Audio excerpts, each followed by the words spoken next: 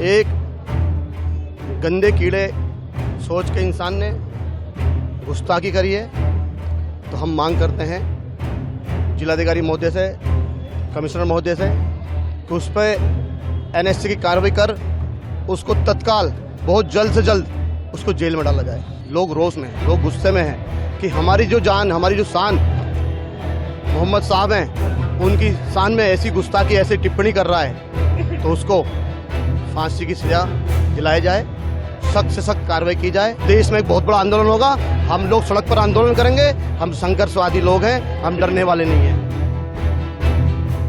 हम ज्ञापन देना है जिलाधिकारी के महोदय को और जिला कमिश्नर महोदय को, जिला गाजियाबाद में हमारे नबी सल्लल्लाहु अलैहि वसल्लम साहब की शान में एक गंदे कीड़े सोच के इंसान ने गुस्ताखी करी है, तो हम मांग करते हैं जिलाधिकारी महोदय से, कमिश्नर महोदय से कि उस पर एनएससी की कार्रवाई कर उसको तत्काल बहुत जल्द से जल्द उसको जेल में डाला जाए। तो मुस्लिम समाज में जिला गाजियाबाद ही नहीं, उत्तर प्रदेश नहीं, पूरे देश में एक उबाल है। लोग रोष में हैं, लोग गुस्से में हैं कि हमारी जो जान, हमारी जो शान मोहम्मद साहब हैं, उनकी शान में ऐसी गुस्ताखी, ऐसी टिप्पणी कर रहा है, तो उसको फांसी की सजा दिलाई जाए, सख्त से सख्त कार्रवाई की जाए। और अभी डीसीपी महोदय साहब ने हमारे लोगों को आश्वासन दिया कि उसकी बहुत जल्द गिरफ्तारी होगी, और लोगों से वीडियो बनाई जा रही हैं, लोगों से दबाव बनाकर प्रशासन वीडियो बनवा रहा है कि 6 दिन में गिरफ्तारी होगी, 7 दिन में गिरफ्तारी होगी। नहीं, हम चाहते हैं तत्काल गिरफ्तारी हो। अगर 48 घंटे में गिरफ्तारी अगर अन्यथा नहीं होती है, तो देश में एक बहुत बड़ा आंदोलन होगा, हम लोग सड़क पर आंदोलन करेंगे, हम संघर्षवादी लोग हैं, हम डरने वाले नहीं हैं। क्योंकि ये आज़ाद समाज पार्टी और भीम आर्मी भारत एकता मिशन पूरे देश में बच्चा बच्चा जानता है कि हमारा रहनुमा, हमारा रहबर जो हमारी लड़ाई लड़ रहा है, उसका नाम माननीय एडवोकेट चंद्रशेखर आजाद साहब है। और मैं आपका भाई गुलजार, जब मेरी कौम की बात आएगी, मैं अपनी कौम के साथ आगे छाती पे गोली खाने का काम करूंगा, अपनी कौम पे आँच आने का काम नहीं करूंगा। मुख्यमंत्री योगी आदित्यनाथ जी का जो बयान है, वो बयान बिल्कुल ठीक है कि किसी महापुरुष के खिलाफ टीका टिप्पणी नहीं होना चाहिए। और मेरा कहना यह है कि हुकूमतें किसी मजहब को फॉलो नहीं करती हैं। ये जमहूरी और लोकतांत्रिक देश है, तो ये देश सभी मजहब के मानने वालों को इज्जत सम्मान देता है और सभी धर्म को सम्मान मिलता है। अब एक तरफ सिर्फ सनातन धर्म की बात की जा रही है और सिर्फ सनातन धर्म का प्रचार किया जा रहा है, बाकी किसी मजहब की कोई बात नहीं होती, और दूसरे सनातन धर्म के अलावा जो और मजहब हैं उनकी तौहीन की जाती है, उनके खिलाफ बयानबाजी की जाती है।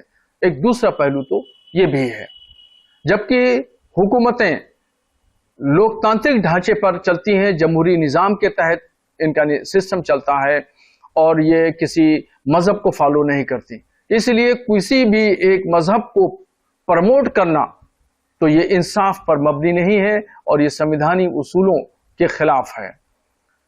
और ऐसे ही अराजकता की बात है, तो कोई भी शख्स अगर गैर कानूनी एतबार से अराजकता की बात करता है और माहौल को उत्पन्न करता है, भड़काता है, भड़काऊ बयान देता है, तो वो हेट स्पीच के दायरे में आता है। उसके खिलाफ कानूनी चाराजोई करना चाहिए, मगर ये निष्पक्ष होना चाहिए। ऐसा ना हो कि एक तबके के लिए तो तुरंत कार्रवाई हो जाए और दूसरे तबके के लिए सहानुभूति रखी जाए और उसको ठंडे बस्ते में डाल दिया जाए। जो भी काम हो कानून के दायरे में हो और निष्पक्ष इंसाफ पर मबनी होना चाहिए, तो है एक जमहूरी निजाम के चलाने वाला हुक्मरान, वरना तारीख ऐसे लोगों को माफ नहीं करेगी। उन्होंने एक बात और भी कही है, किसी भी महापुरुष या धर्म का कोई भी अवहेलना स्वीकार नहीं की जाएगी। दूसरा, कोई भी किसी भी चीज को मान सकता है, जबरदस्ती किसी पे थोपा नहीं जाए। ये बात बिल्कुल ठीक है, और महापुरुषों के खिलाफ कोई भी बात नहीं की जाना चाहिए। मुसलमान किसी भी देवी देवता के खिलाफ टीका टिप्पणी नहीं करता है, और ना ही इस्लाम इस बात की इजाजत देता है कि किसी की महापुरुष के खिलाफ कोई बात कही जाए, तौहीन आमेज कही जाए। मगर दूसरी तरफ दूसरे तबके के लोग पैगंबर इस्लाम सल्लल्लाहु ताला अलैहि वसल्लम की शान में गुस्ताखी करते आ रहे हैं और उनके खिलाफ सजाएं नहीं होती और उनको मामूली धाराओं में गिरफ्तार करके जेल भेज दिया जाता है और वो दूसरे दिन जमानत लेकर के फिर बाहर आकर के फिर वही उसी तरीके से उससे ज्यादा जहरीले बयान देते हैं। तो इसलिए इस पस मंजर में मुख्यमंत्री जी का बयान देखा जाए कि वो इस बात को कह रहे हैं कि पैगंबर इस्लाम की शान में कोई गुस्ताखी नहीं करेगा, तो मैं उनके इस बयान का समर्थन करता हूं। पैगंबर साहब की शान में गुस्ताखी होती है, क्या इस पर आपकी मांग है? देखिए, यति नरसिंहानंद ने पैगंबर इस्लाम सल्लल्लाहु अलैहि वसल्लम की शान में गुस्ताखी की और इससे पहले बाबा राम ने नासिक में और नासिक के बाद से पहले तेलंगाना में राजा, फिर नूपुर शर्मा, इस तरीके से मुसलसल पैगंबर इस्लाम की शान में गुस्ताखियाँ हो रही हैं। इन तमाम मामलात को लेकर के भारत का मुसलमान बहुत परेशान और तकलीफ में है। तो इसलिए हम भारतीय सरकार से ये मुतालबा करते हैं कि पैगंबर इस्लाम बिल पार्लियामेंट में पेश किया जाए और नया सत्र, नया इजलास शुरू होने जा रहा है पार्लियामेंट का, तो उस पार्लियामेंट में पैगंबर इस्लाम बिल के नाम से एक कानून पास किया जाए। अगर सख्त धाराओं में सख्त कानून बन जाएगा तो फिर जो असामाजिक तत्व हैं, समाज को तोड़ने के लिए और देश को नुकसान पहुंचाने के लिए काम कर रहे हैं, इनके हौसले पस्त होंगे और मुसलमानों को भी ये महसूस होगा और भरोसा सरकार पर कायम होगा। तो इसलिए जरूरी है आज के हालात में देश को मजबूत करना है, तरक्की देना है और समाज को जोड़े रखना है, तो इसके लिए पैगंबर इस्लाम बिल लाना होगा।